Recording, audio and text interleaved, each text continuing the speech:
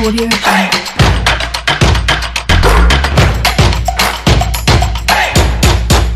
La nouvelle année avec la force de croire en nous pour de belles réalisations. 2022, nous vous la souhaitons pleine de lumière, de bénédiction et de tolérance, le tout enveloppé d'amour.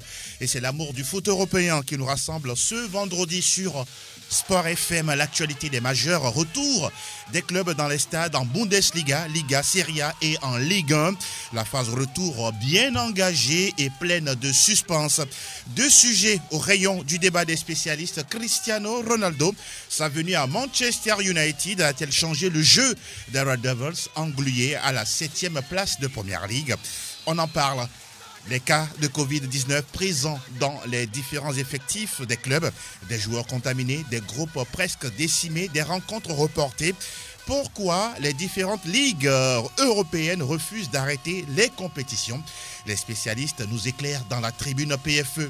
Et l'homme à devant, Théo Ajavon, c'est le duo technique du jour. Franck Nounyama et Chevitengue Vicente Noussoulé nous accompagnent pour ce 704e numéro de Plateau Foot Europe. Bonjour sportifs à toutes et à tous. Agréable écoute, c'est parti. Benvenuto Calcio Italia. Avant de commencer les joutes verbales dans ce nouveau numéro de Plateau Foot Europe, messieurs, bonjour et bienvenue. Bonjour. Comment portez-vous? Ça va.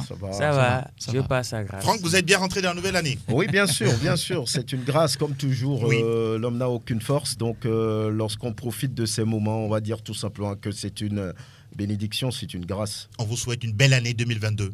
Pareil à vous. Également, Merci beaucoup. Pareil à Thierry et puis à Vincent. Vicente Noussoulé, belle année à vous.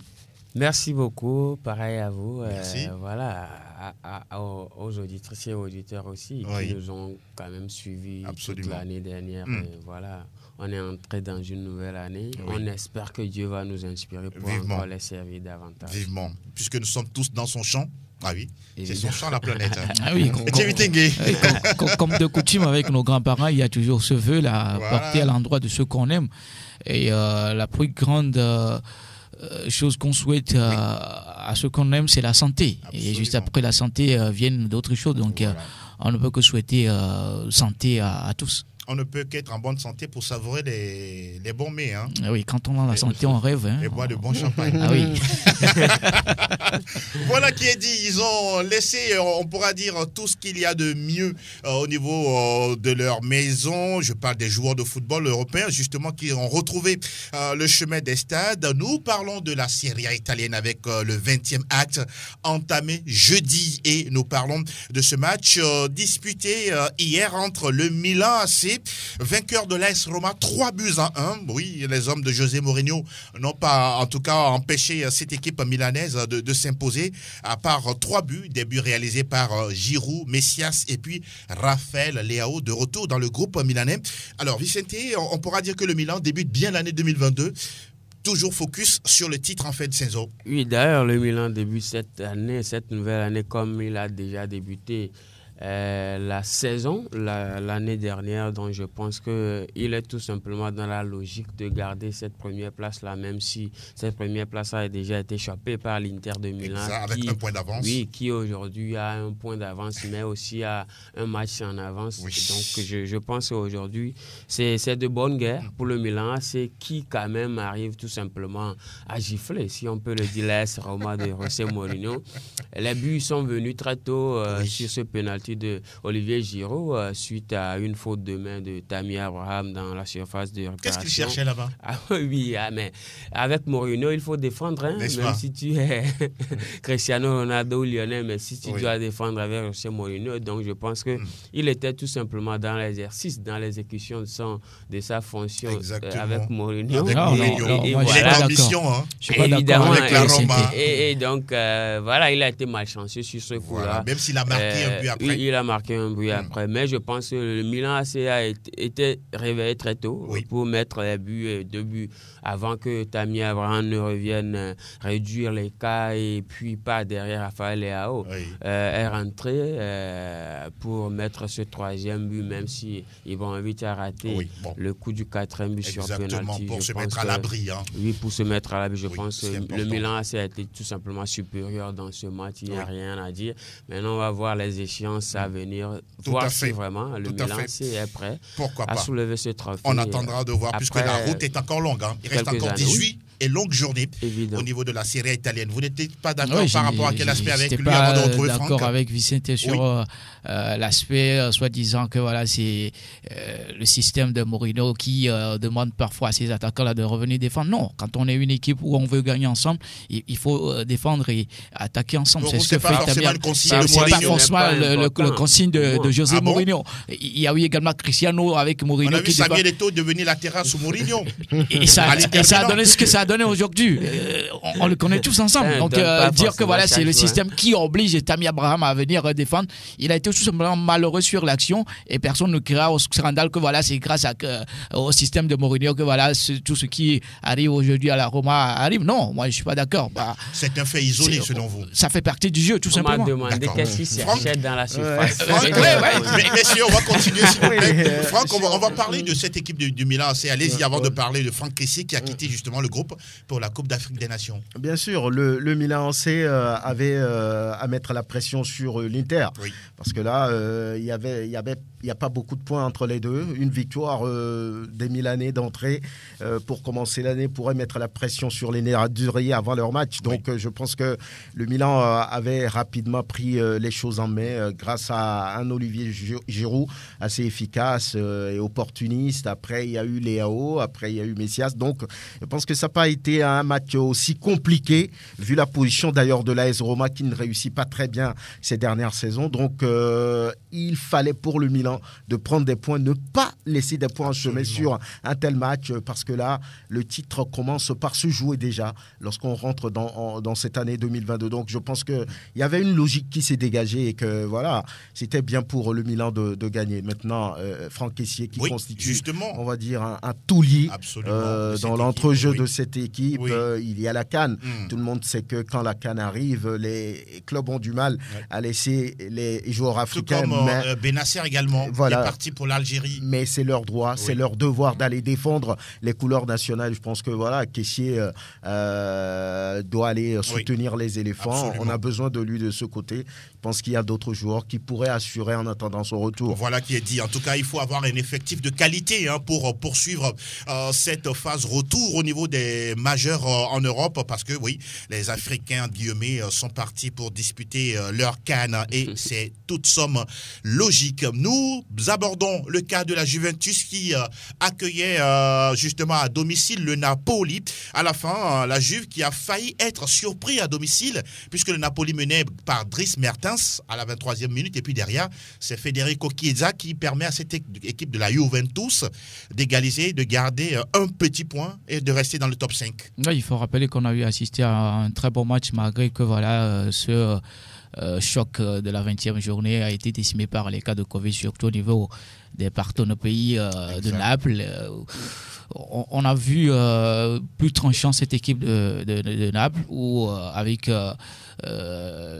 le but de Dries Mertens qui permet aujourd'hui à Naples de mener, ou bien de rester toujours dans la course. Mais on a quand même au niveau de l'Alliance Arena les supporters qui étaient au rendez-vous pour pousser cette équipe-là. Même si voilà, on a eu une Juventus plus inefficace devant les buts. Vous l'avez trouvé un peu meilleur dans la production du jeu? Oui, un peu meilleur dans la production du jeu, parce que ça revient avec Allegri qui essaie de tailler ses 11 rentrants avec beaucoup plus de confiance. Et voilà, moi, c'est un choc qui, pour moi, n'arrange pas les deux formations. Mais ça a été. Vous êtes déçu pour qui? Déçu juste pour la Juventus, parce que c'est quand même l'opportunité nécessaire pour avoir les 3 points. Parce que le Naples est déjà déplumé par le départ de Kalilou Koulibaly et autres. Donc voilà, Osimhen blessé derrière. Voilà. C'est un peu ça le cas du Napoli. On parle de la Lazio Rome qui a fait 3 buts partout face à Empoli. Et puis la victoire en déplacement du Hellas Vérone 2-1 sur la pelouse de la Spedia. Et on rappelle qu'il y a 4 matchs de reportés, dont Inter-Bologne. Donc l'Inter joue avec un match en moins à l'heure où nous parlons. Au classement, nous avons l'Inter Milan qui est devant 46 points, 45 pour le Milan AC, attention, 40 pour le Napoli, 38 pour l'Atalanta Bergame et puis 35 pour la Juventus qui boucle le top 5 de la Serie A italienne. Derrière ou en bas du classement, on retrouve Cagliari, 13 points, 12 pour le Genoa et puis 8 pour une équipe appelée Salernitana. La 21e journée se joue dimanche. Tous les 10 matchs se disputent dimanche. On va retenir 5 rencontres, 5 affiches. Udinese, Milan AC, le Napoli qui accueille la Sampdoria de Gênes, l'Atalanta qui se déplace à l'Udinese, l'AS Roma qui joue contre la Juventus Turin. C'est un choc. Mourinho face à Allegri. Et puis on aura l'Inter Milan qui croise la Lazio Rome. Voilà qui est dit en ce qui concerne la Serie A italienne. Et nous poursuivons notre aventure sur le vieux continent, désormais le pays où la Covid-19 fait des ravages. Willkommen zur Total Bundesliga. Total Bundesliga. Oui, ce sera le sujet qu'en tout cas dans la tribune PFE, mais quand même le Bayern est totalement, on pourra dire, décimé. 9 joueurs en tout atteints de Covid, dont Upamecano, Manuel Neuer et la dernière information, Alphonso Davies. Le Bayern accueille le Borussia Mönchengladbach. C'est presque un tsunami qui s'abat sur cette équipe avec cette histoire de Covid-19. Depuis un moment, vous savez, avec l'arrivée du variant Omicron, tous les clubs ont été, on va dire, touchés dans une grande mesure. D'accord. Et c'est ce qui arrive du côté du Bayern. Qui a d'ailleurs un match dès ce vendredi. C'est quand même déplorable maintenant. Il va falloir jouer compte tenu du programme, compte tenu des sponsors, tout ce qui tourne autour de ces différents championnats. On évoque même des joueurs de 16 ans qui vont débuter le match face à Mönchengladbach. Bien sûr. Donc, il va falloir gérer la situation comme on peut, parce que là, on ne peut pas, par rapport au programme, reporter quelques matchs que ce soit. Donc, je crois que ça commence déjà ce vendredi avec le Bayern, justement, qui accueille Mönchengladbach sur le papier. C'est un match facile, puisque c'est le leader, le 14e au classement. Ça devrait pouvoir marcher maintenant. Il va falloir faire attention, puisque cette équipe complètement covidée va faire intégrer la jeunesse d'autres qui n'est joueurs. Pas expérimentée selon vous. Ça pourrait jouer un mauvais tour aux Bavarois. Maintenant, si on est allé chercher ces genres de jeunes, ça veut dire qu'ils sont prêts pour faire le combat du côté de la Bundesliga. Voilà. On verra ça. Et d'autres affiches demain, on verra le match entre Leipzig et puis Mayence. Leipzig qui ne va pas bien aussi. C'est un club qui est classé, on va dire, 10e si je me trompe. Ils reçoivent Mayence. C'est pratiquement le même niveau dans le classement. Après, il y a Greuther Fürth, le dernier, contre Stuttgart. Leverkusen va jouer contre Union Berlin. On aura ce match entre le club du Togolais Illas Bebou Offenheim et puis Augsbourg. Là également, il y a un petit déséquilibre puisque Offenheim est 5e et puis Augsbourg est 15e au classement. Fribourg, qui boucle le top 3 au niveau du classement, va jouer contre Arminia Bielefeld qui ne se retrouve pas 17e, c'est-à-dire avant-dernière dans le classement. Et ce match s'annonce aussi intéressant entre Francfort, 6e, et le Borussia Dortmund qui est 2e. On a besoin de points de chaque côté, ce qui veut dire que ça va être un match assez intéressant. Et puis dimanche, 2 autres matchs pour boucler cette 18e journée. Ce sera entre Hertha et puis Cologne, et de l'autre côté Bochum, le promu qui va bien et qui est, on va dire, 12e, qui reçoit Wolfsburg. Messieurs, on va s'intéresser à la phase retour de cette Bundesliga. Oui, avis tranché ou pas entre Etchevi Tengue et Vicente Noussoulé, suspense ou pas pour le titre de champion, le Meister Schalke? Difficile de prédire un suspense en Bundesliga, puisqu'on sait que c'est vrai qu'aujourd'hui le Bayern, comme Franck vient de le dire, est touché par le Covid, surtout avec ce dernier variant du nom de Omicron qui quand même laisse certains joueurs sur le carreau. Qui laisse certains joueurs pas des moindres. Hein. Je ne sais pas si c'est le variant de Macron. On parle de Manuel Neuer, on parle de Coman, on parle de Kimmich, les joueurs importants du Bayern. Mais je pense que le Bayern a un effectif.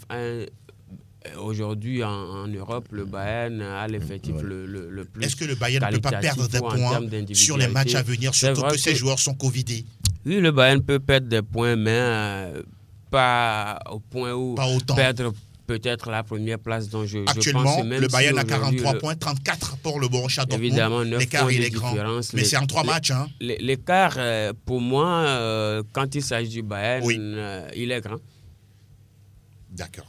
C'est relatif. Mon cher Etienne. Ce n'est pas comme en Premier Ligue ou en Liga. Etienne, contre-pied non, contre-pied, non. Je vais quand même l'accompagner. Pourquoi vous allez être d'accord avec moi? Parce que quand on prend la Bundesliga, pour que cette fois de retour, c'est bien vrai que voilà, il y a la Covid qui gangrène énormément avec ce mot, cette maladie Omicron, je ne sais pas trop. C'est ça, Omicron. C'est bien vrai, déjà quand on s'en prend au classement, 43 points contre 34 pour le deuxième, il n'y a pas photo.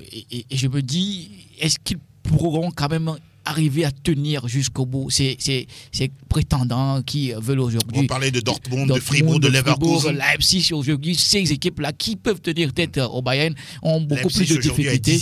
Dixième, vous voyez le classement déjà, ça prouve en même temps que voilà, ça va être très très compliqué de rattraper Bayern. En tout cas, pour moi, le Bayern sera encore sacré champion parce que je ne vois aucune équipe où aller chercher cette concurrence-là très très haut, si ce n'est tout simplement l'adversaire. Mais le Bayern reste toujours cette équipe-là qui va quand même survoler cette deuxième phase. Tout écrasé. C'est comme l'auditeur, Charles qui dit, le Bayern règne en Bundesliga comme le Paris Saint-Germain en France. Non, je suis pratiquement d'accord avec les deux, avec Thierry et puis Vicente. Vicente qui a parlé de 9 points d'écart. Je crois que face au Bayern, c'est de la mer à boire. Quand il faut combler ces 9 points de retard, on a vu par exemple en Angleterre, Liverpool, une certaine saison avait de l'avance sur City et après c'est vu cette avance complètement qui a été rattrapée. Tout ça c'est par rapport à la qualité des adversaires. Des adversaires et du championnat. Mais en Allemagne, ça va être très compliqué d'aller chercher un Bayern qui a 9 points d'avance sur le Borussia Dortmund et 10 sur Fribourg. C'est les poursuivants dans le top 3. Donc je pense que cette équipe est taillée pour encore gagner cette année. Il va falloir peut-être regarder ce qui va se faire à l'avenir. Sinon, pour le moment, le Bayern règne comme quelqu'un l'a dit. Vous l'avez dit, certes, en Bundesliga, tout est presque fait. On attendra également les sorties du Bayern en coupes européennes, notamment la Ligue européenne des champions, où cette équipe est classée favorite. Et c'est bien terminé. Fertig für das Bundesliga. On va désormais partir de notre côté. Oui, c'est parti. Aquí está la Liga Española.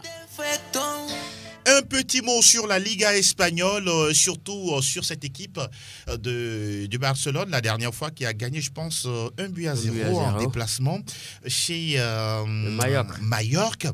Alors, quelle impression ça vous fait de voir ces jeunes qui, mine de rien, petit à petit, sont en train de sortir un peu la tête de l'eau, comme Jutgla et tous les autres? Déjà, en général, je pense que le Barça est en train de revenir. Le Barça est en train de revenir. Il y a quelques semaines, on retrouvait le Barça dans le ventre mou du classement.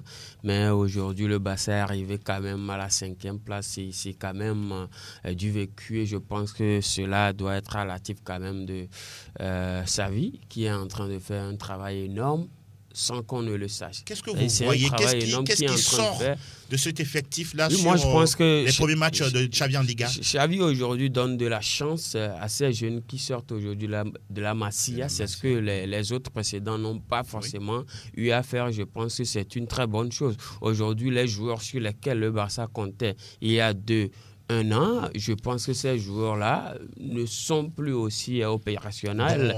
Soit c'est le Covid, soit c'est une blessure Coutinho, Dembélé, c'est tout simplement de l'irrégularité à ce niveau-là. On préfère aujourd'hui Jutgla, Nico, Gonzalez, Gavi et Riqui Puig. Évidemment, ces jeunes-là qui aujourd'hui peut-être ajouté à un retour de Fati pourrait quand même faire beaucoup de choses. Et je pense que c'est la patte Xavi. C'est vrai qu'aujourd'hui, la patience n'est pas au rendez-vous puisque c'est quand même le Barça. Il faut des résultats. Mais je pense qu'il faut quand même user de patience envers Xavi. Il va faire d'énormes choses. Cette victoire-là sur Mallorca, certes, n'est pas aussi une touche du Barça qu'on connaît. Mais je pense que le Barça avait déjà perdu 17 joueurs grâce à ce Covid-là. Donc, je pense que c'est quand même une très bonne chose, surtout avec la présence de Samuel Eto'o qui passe par là, a assisté naturellement à cette victoire. Je pense que le Barça peut revenir. Et on rappelle, Franck, en tout cas que... oui, Samuel Eto'o a joué à Majorque. Oui, a joué également au Barça. Où il a fait toute sa Real aussi. Pratiquement. Oui, mais le Real, c'est juste un passage éclair. Non, je pense qu'il va falloir laisser le temps à Xavi. C'est un homme de la maison. C'est quelqu'un qui a mangé même dans cette maison et connaît l'histoire de cette équipe. La Masia, c'est quand même l'adrénaline même du Barça. Les entraîneurs qui sont arrivés avant lui ont voulu quand même aller chercher des joueurs pour faire des résultats. Ça n'a pas réussi. Il va prendre le temps d'aller chercher les oiseaux rares au niveau de la Masia et ça commence par venir. Il fait confiance aux jeunes. Je pense que c'est ce qui aujourd'hui pourrait sauver le Football Club Barcelone. Quelqu'un l'a dit, le Barça était entre-temps dans le ventre mou du classement et aujourd'hui dans le top 5. C'est déjà quelque chose, même si ils ont 15 points de retard sur le Real. Je pense que le travail va se faire cette saison, la saison à venir, et ce n'est qu'à mon avis entre la saison 2023-2024 qu'on va commencer par voir un nouveau Barça qui pourrait commencer par gagner des titres. Donc, je pense qu'il va falloir donner la patience à tous les supporters, laisser le temps à Xavi. Si on se dit oui, on veut gagner des choses, on ne réussira jamais. Donc, je pense qu'ils sont sur la bonne voie et c'est quelqu'un qui connaît l'histoire et qui connaît la maison. Il va pouvoir faire quelque chose. Et quelqu'un qui n'est pas aussi constant dans sa carrière, c'est Philippe Coutinho qui va quitter dans les heures à venir Barcelone pour Aston Villa. On ne veut pas lui donner la confiance, c'est tout. Vous pensez qu'il est toujours au niveau? Il est toujours au niveau. Vous le croyez, Coutinho est toujours au niveau? Quand les équipes se bousculent aujourd'hui pour avoir le prêt de Coutinho, quelque part, ces équipes-là reconnaissent la qualité de Coutinho. Mais en ce moment, est-ce qu'il est en forme? Est-ce qu'il porte l'équipe? Mais quand un joueur ne joue pas, comment est-ce qu'il peut être en forme? Il ne pourra pas. Non, mais il faut lui donner la confiance, lui faire jouer de temps en temps. Et là, au Barça, on lui fait passer de confiance. Là, comment est-ce qu'il pourrait être en forme quand il ne joue pas? C'est moi, je ne comprends pas la réaction de le choix de le mettre sur le banc, c'est pas bon. C'est l'environnement qui n'est pas favorable au monsieur. C'est un joueur talentueux. Rien à dire. Il a gagné la Ligue des Champions avec le Bayern. C'est un joueur qui, à mon avis, n'arrive pas à s'intégrer dans la vision de jeu du Football Club Barcelone. Sinon, on ne peut pas dénier le talent de Coutinho. C'est un très bon joueur. Voilà, il n'a pas réussi à s'intégrer. Juste, c'est son problème, à mon avis. Un mot là-dessus, rapidement, avant de parler du Real Madrid. Par rapport à l'environnement, mais aussi le joueur a baissé de régime. Ça, il faut l'admettre. Voilà, il a été blessé. Quand on est blessé, il y a ce baisse de régime. Moi, je pense que le Coutinho qu'on a vu à Liverpool, ce n'est pas le même Coutinho qu'on voit aujourd'hui au Barça. C'est vrai qu'à son arrivée, on nous a parlé de l'influence de Messi, de l'hégémonie de Messi dans l'effectif du Barça. Mais je pense que le joueur en lui-même n'a pas forcément donné plus que ce qu'on attendait de lui. C'est vrai qu'au Bayern, personnel, hein. Oui, à un moment donné, ça peut arriver, mais je me dis qu'au Bayern de Munich, il y avait quand même des joueurs sur qui il peut s'appuyer. Pour vous, au Barça, il n'était pas bien utilisé dans le registre tactique. Oui. Et pourtant, il est toujours au milieu, soit excentré sur le côté gauche. On peut l'admettre aussi, c'est vrai que il n'est pas constamment utilisé dans le registre qui lui est habitué, qui lui convient. Quand on a la baisse de registre, c'est parce qu'on ne joue pas. Mais je pense que, on n'est pas touché par les blessures, c'est tout. Après le départ de Lionel Messi, après le départ des joueurs qui pouvaient quand même constituer de l'ombre à ce joueur-là, il a été plusieurs fois utilisé, on n'a pas vu un coup de la satisfaction étincelant. Donc je pense voilà qui est dit. C'est aussi de la part de responsabilité du joueur. Merci beaucoup de le dire parce que souvent on a l'habitude de taxer ou de doiter les entraîneurs, mais les joueurs eux-mêmes également doivent se remettre en cause. Nous parlons du Real Madrid qui la dernière fois, oui, même si Benzema est toujours là en tant que capitaine, n'a pas pu gagner ce match-là face à Cadix, non? Si je ne me trompe pas. Non, Retafe, le Jeddah Konam, justement. Oui. Voilà, l'équipe qui était en difficulté en championnat, même si voilà, Jeddah n'était pas présent. Mais Retafe a pris les 3 points, en tout cas, face à quelle équipe? Le Real Madrid, le leader. Oui, c'est vrai que psychologiquement, sur cette rencontre, il y avait quand même ce mental qui n'était pas au niveau. Quand on prend déjà le Micron qui fait son apparition avec... Il faut rappeler que l'effectif également a été bousculé. Il a été bousculé par des contaminations. Psychologiquement, quand on est joueur, parfois on est atteint. Et on se dit, est-ce qu'il faut jouer? Ça cogite dans les veines. Pour moi, sur cette partie, ça manquait juste un peu de concentration au niveau de cette équipe. On a vu quand même le Real dominer. Oui, quand vous jouez contre une équipe qui joue en bloc bas, c'est difficile. À 5 défenseurs, c'est très difficile. Surtout quand vous n'avez pas ces joueurs qui, juste à quelques centimètres, arrivent à frapper directement. Oui. C'est compliqué. Mais quand on prend cette attaque du Real Madrid, parfois c'est l'intervention de Casemiro sur des frappes qui font quand même la différence. Mais avec Vinicius et Benzema, ils veulent tout de suite combiner, aller juste à l'entrée de la surface.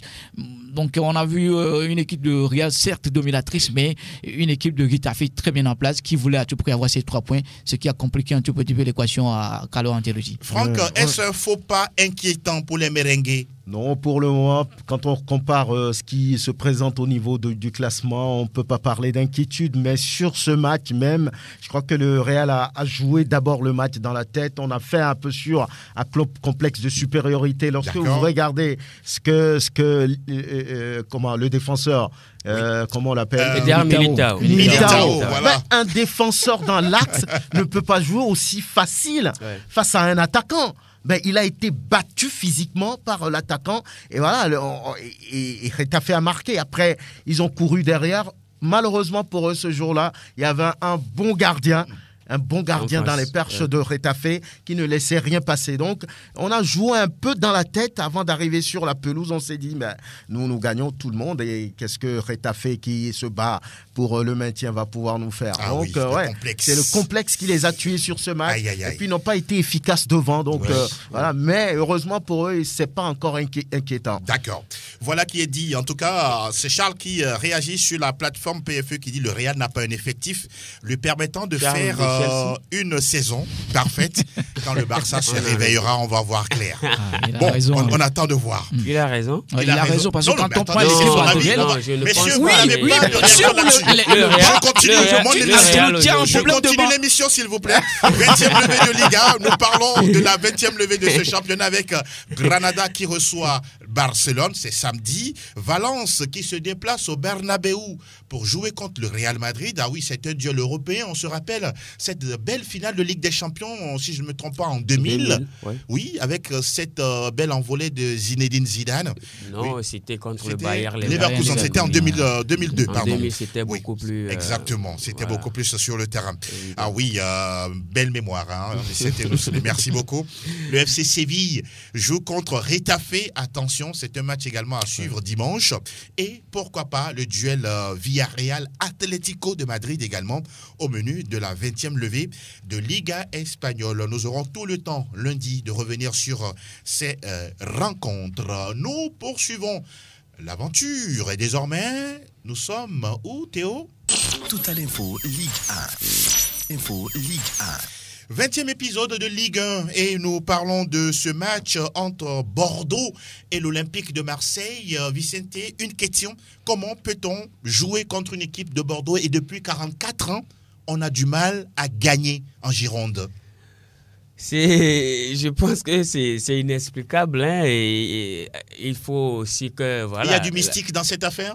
Pas du mystique forcément, mais je pense que de la psychologie, on peut en prévoir dans cette affaire parce que à un moment donné, quand vous collez cela à votre esprit, je pense que c'est difficile. Ça vous suit? Oui, c'est difficile de s'en départir. Donc je pense que Bordeaux aujourd'hui peut se targuer d'être la bête noire, tout simplement. Ah oui. Depuis 44 ans quand même. 44 ans, c'est quand même époustouflant, c'est quand même incroyable d'entendre cela, mais je pense que voilà, c'est aussi le football, c'est aussi ça le football, et je pense que voilà, c'est une très belle occasion, tout simplement de bannir cette malédiction. Mais c'est difficile si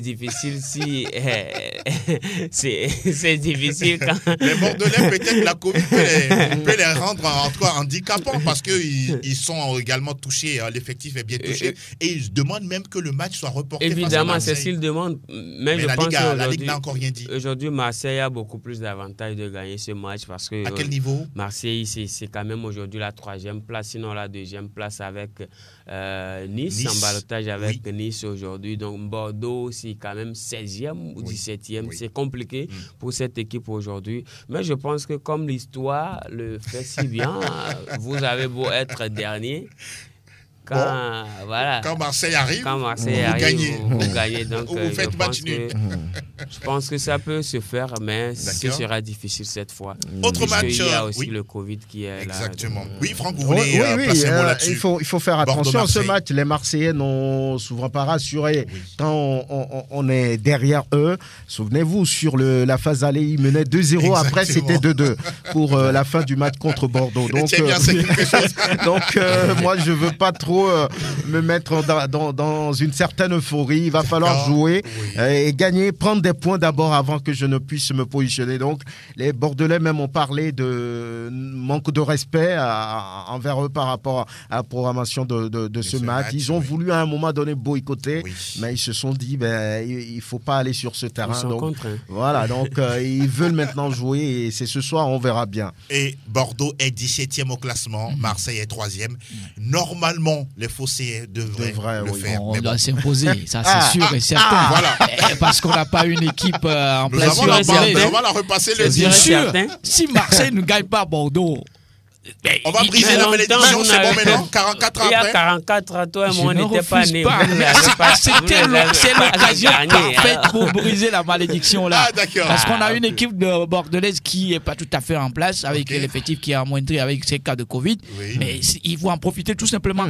Avec Marseille, on va prier juste que ça ne soit pas boycotté pour tout simplement saisir l'occasion et briser la malédiction. Il y a le désavantage moral, le désavantage psychologique aussi du côté de Marseille, donc je pense que maintenant sur le terrain, ça va se jouer. Il y a quand même beaucoup d'écart entre nous. Lens accueille Rennes, toujours pour le compte de ce 20e épisode de Ligue 1.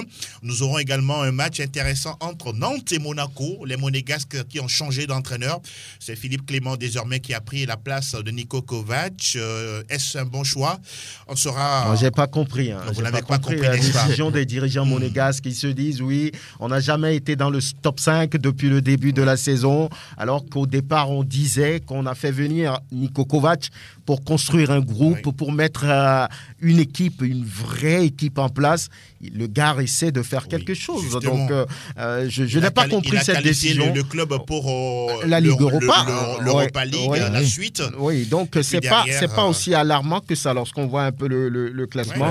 Monaco se trouve 6e, c'est pas encore alarmant. Voilà. Est-ce que Monaco a l'effectif pour aller rivaliser le Paris Saint-Germain et les autres? Non, je pense pas. Donc je pense que les Monégasques continuent dans leur instabilité. Pour vous, ils se trompent encore une fois? Pour moi, oui. Aïe, aïe, aïe. Oui, au niveau du staff, je pense qu'il y a toujours cette instabilité dont Franck parle. On se rappelle, Leonardo Jardim, Henri Jardim, Niko Kovac. Donc, c'est très instable au niveau, au niveau du staff. Et donc, je pense qu'il va falloir reposer les bases de ce club-là, restructurer les choses. Exactement. Parce que c'est vrai qu'on vend, voilà, à grand prix, on a le retour sur investissement.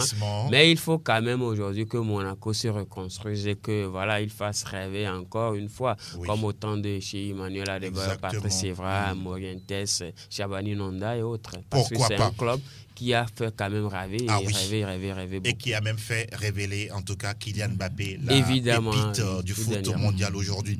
Lyon accueille le Paris Saint-Germain. On verra si, justement, les Parisiens pourront s'imposer du côté du Groupama Stadium. On rappelle que 2 matchs également de ce 20e épisode de Ligue 1 reportés, dont Lille-Lorient et puis Angers-Saint-Étienne d'un certain Pascal Duprat. La Ligue 1 qu'on suivra, notamment justement avec notre partenaire de tous les temps, Canal+. Et désormais, on va essayer de faire le débat sans langue de bois, les avis bien tranchés. Le premier sujet, ce sera celui consacré à Cristiano Ronaldo. Plateau Foot Europe sur Sport FM. La tribune où les spécialistes disent tout haut ce que le public pense tout bas.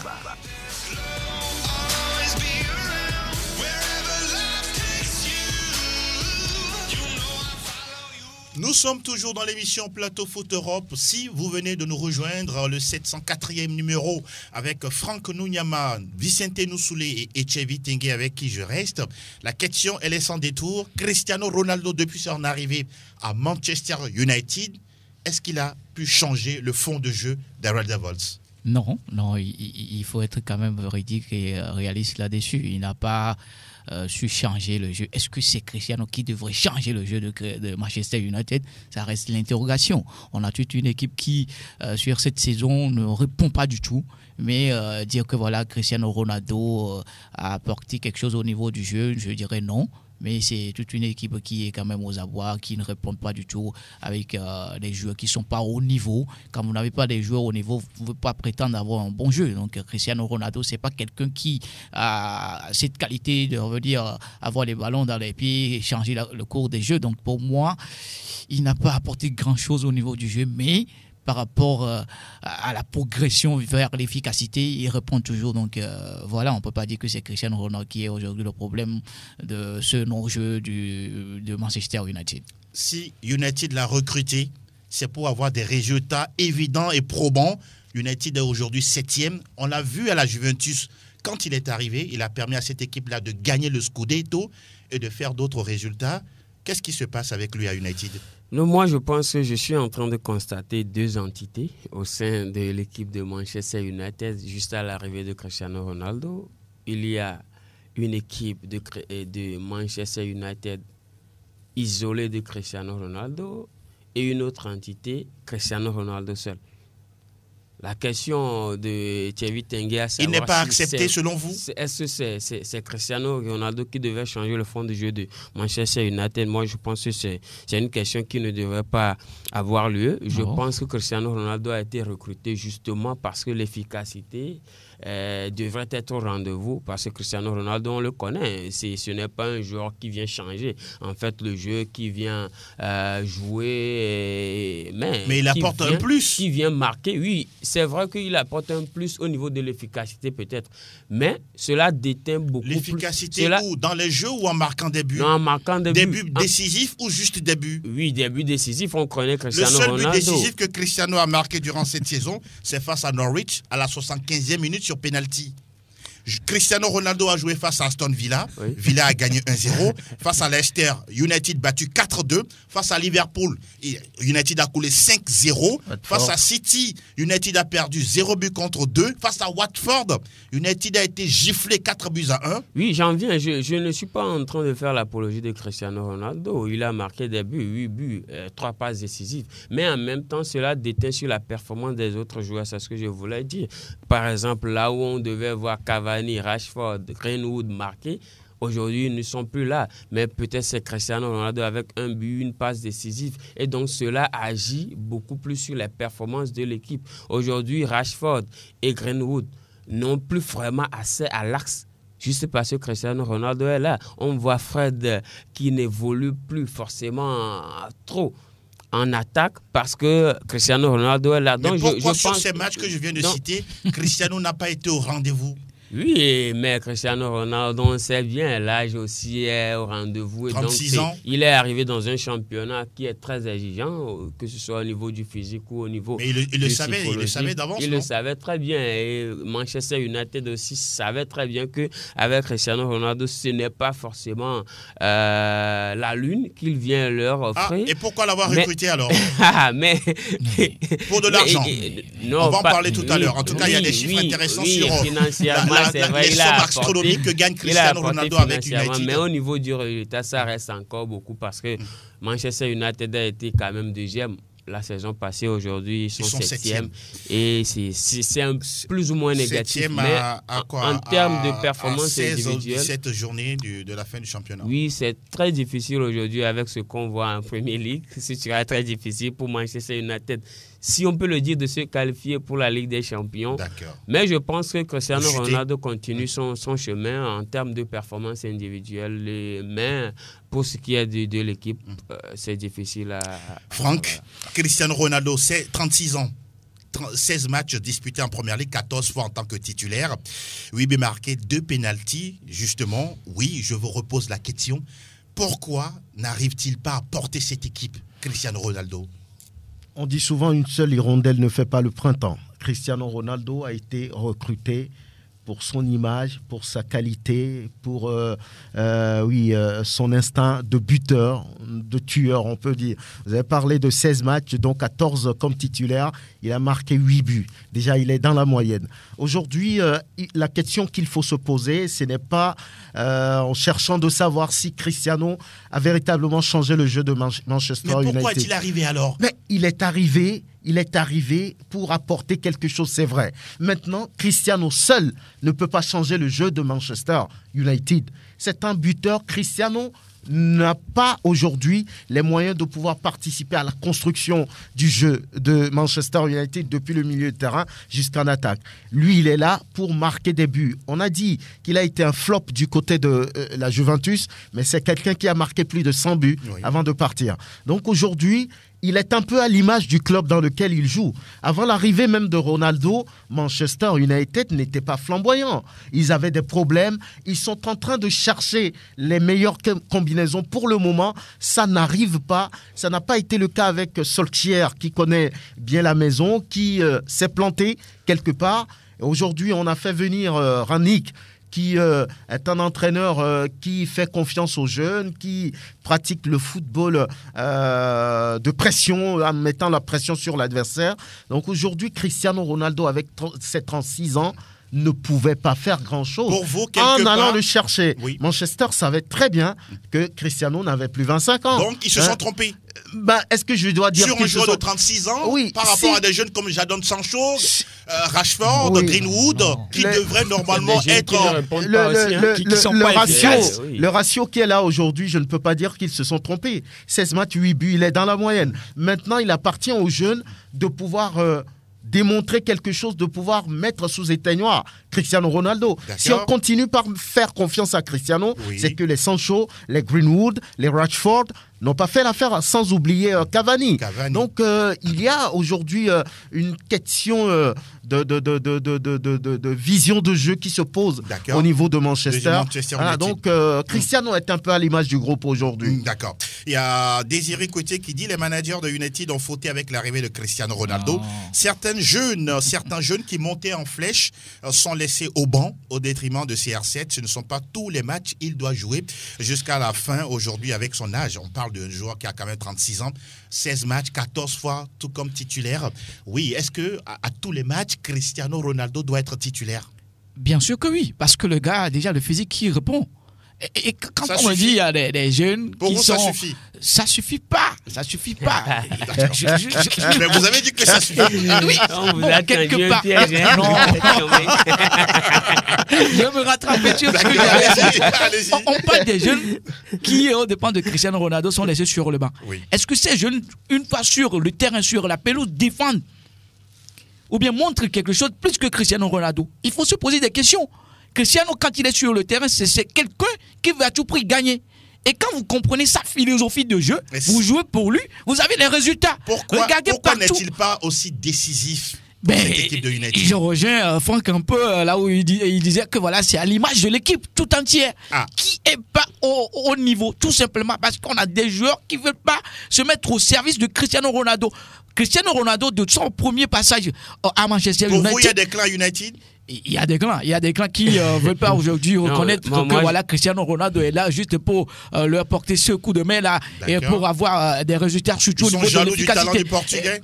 Partout il est parti, il y a des gens qui sont toujours jaloux. Non, pour parler de clanisme, je pense que c'est trop dit. Aujourd'hui, Cristiano Ronaldo devait quand même avoir peut-être le service, les performances, bénéficier des performances de Bruno Fernandes qui, malheureusement, depuis l'arrivée de Cristiano Ronaldo, a diminué. Mais c'est le joueur qui a le plus de minutes de jeu à United.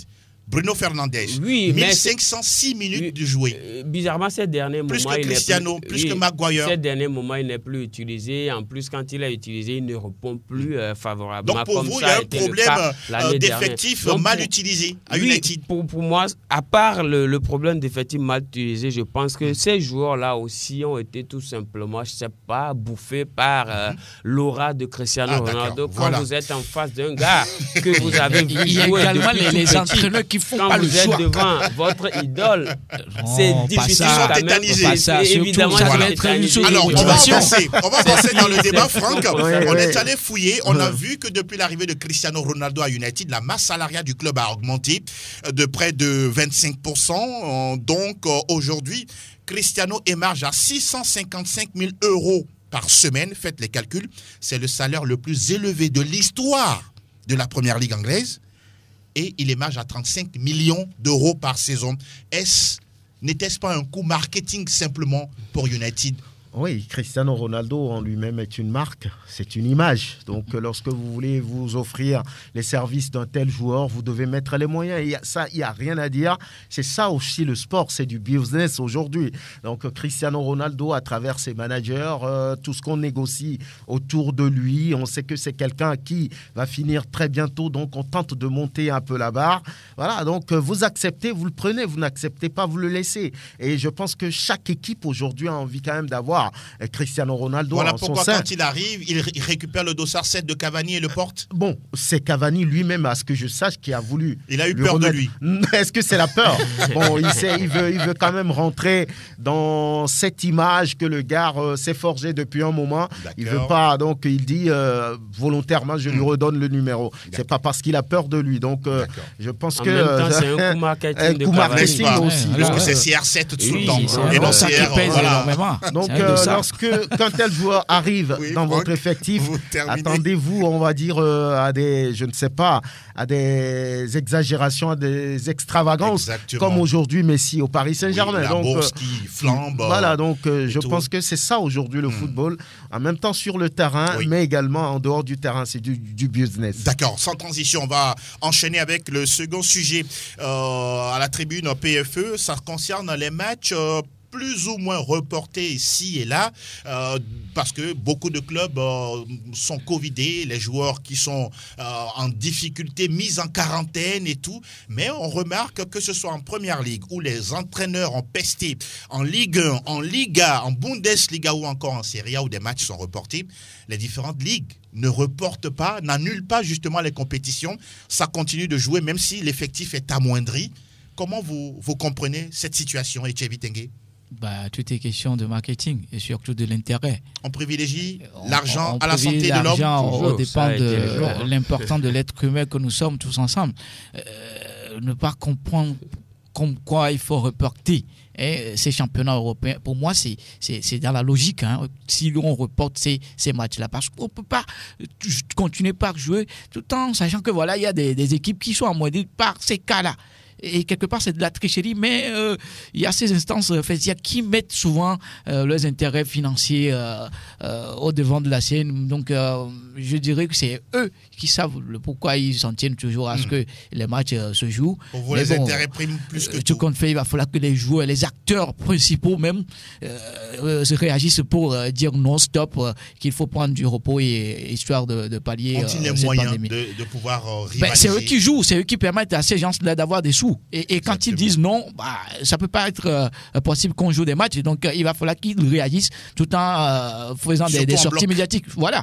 Il faut ce comité-là. On a des comités en Europe qui s'occupent de ces cas. Donc, pour moi, c'est l'occasion qu'elles réagissent. Voilà qui est dit. Il y a également cette pertinence de la vaccination. On se rappelle très bien du cas de Joshua Kimmich qui a dit non, je ne vais pas me faire vacciner. Le club s'est rallié. Oui, mais en même temps, il était rentré en bras de fer, mais finalement, il s'est ravisé. Est-ce qu'on ne va pas vers, comment dit-on, le fait de forcer les joueurs, les staffs à se faire vacciner et à jouer au football? Déjà, il y a une pression qui ne dit pas son nom. Quand on force les joueurs à jouer les matchs, on ne reporte pas les matchs. Cela veut dire tout simplement qu'il faut quand même se vacciner d'une part. Aujourd'hui, les ligues demandent même un pass vaccinal, sauf la Ligue des Champions qui ne demande pas encore. Donc, on est en train d'aller à une pression qui ne dit pas son nom. Et donc, je pense que peut-être avec le temps, mais tous les joueurs vont se plier, qu'ils le veuillent ou non, à ce que les ligues demandent. Donc, je pense qu'on est tout simplement dans cette logique-là. Serrault a dit quelque chose aujourd'hui, l'être humain relégué en deuxième position face à l'argent, face au business. Et donc, on va nous dire que les ligues ont signé des contrats de sponsoring, ont signé des contrats avec les banques et autres. Il faut les respecter. Il faut les respecter pour qu'à la fin de la saison, il n'y ait pas de déficit financier. Donc, je pense qu'aujourd'hui, c'est beaucoup plus difficile pour ces ligues-là de reporter des matchs. Et aussi, il y a un souci d'autorité ou encore de décision par rapport aux autorités. Parce que, par exemple, on donne l'exemple de ce match Bologne-Inter qui devait se jouer, mais qui n'a pas eu lieu. Bologne n'a pas fait le déplacement. L'Inter a fait le déplacement. Maintenant, alors que la Ligue a autorisé l'Inter à aller jouer, mais l'autorité locale de Bologne n'a pas autorisé les joueurs de Bologne à voyager. Donc Bologne ne perd pas ce match par forfait, par exemple, non? Oui, non, il ne perd pas ce match par forfait. Donc on va attendre une décision peut-être donc pour vous, un bras de fer également entre les différentes instances. Il y a un bras de fer entre les instances. Et ce point-là, on l'a déjà évoqué l'année passée avec le match Napoli-Juventus. On se rappelle très bien. Donc je pense qu'à part le fait qu'il y a du business qui est derrière, du marketing qui est derrière aussi, c'est cet ego d'instance qu'on doit aussi régler pour que les joueurs se reposent au moins pour un moment donné. Franck, votre sentiment?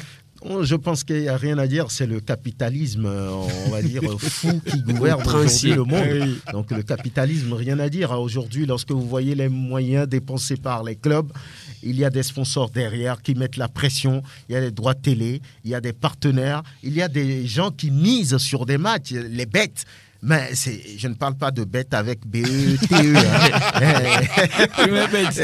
donc, je pense que tout cela explique aujourd'hui les raisons pour lesquelles on veut toujours jouer au ballon. Maintenant, quant aux équipes, je crois qu'il y a un certain nombre de joueurs, lorsqu'ils sont touchés, on peut leur accorder le report. Oui. Maintenant, au-delà de ça, si vous-même, vous avez de l'effectif, vous avez envie de jouer, vous le pouvez. Donc, aujourd'hui, c'est une question une question de contradiction pour moi au niveau de cette affaire de la Covid-19. On ne dit pas les choses telles quelles. Si des joueurs refusent aujourd'hui de se faire vacciner, c'est parce qu'il n'y a pas une certaine logique dans le développement qui se fait autour de cette histoire de Covid. Lorsque vous êtes vacciné, il y a beaucoup de choses qui se ne sont pas dites. Vous êtes vacciné, vous êtes toujours exposé, alors que ce n'est pas le cas dans le temps. Lorsque nous, on s'est fait vacciner, on était protégé totalement. Maintenant, on se dit, ça, ce n'est plus. Donc, il y a tout ça qui dérange les gens. C'est un véritable cas. Donc, pour ça, c'est le capitalisme, il n'y a rien à dire. Il n'y a rien à dire et on verra. Parce que on saura exactement dans les jours, les mois à venir, ce que vont devenir les championnats européens. Pour l'instant, aucun report ou aucun arrêt. Même si l'équipe de 3 a 19 joueurs positifs au Covid. 19 joueurs dans l'effectif. Du côté du Bayern, c'est 13 joueurs disponibles sur 26. Il y a un match reporté en France, Lille-Lorient. Absolument. Messieurs, on est arrivé à la fin de cette émission. Merci beaucoup. Rapidement, c'est fini déjà, c'est fini. Oui. Vous êtes dans la fraîcheur, vous n'avez pas vu le temps passer. Je pense à Edmond, à Chon, à tout le monde. Bonne et heureuse année, tout simplement. Merci beaucoup. Vicente Noussoulé. Oui, à tous ceux qui ont reconnu la voix. Merci à tous ceux qui nous ont écoutés. Voilà. Gracias. Aux inconditionnels de cette émission, juste un excellent week-end. Merci beaucoup et bonjour à Dagan la Madrilène, Elinio Dorkenou, Blaise Akako, Raymond Asiobo, sans oublier Yedi Baoma Espoir. On se souhaite une belle fin de semaine à l'écoute des programmes de Sport FM, radio qui mouille le maillot. À très très bientôt.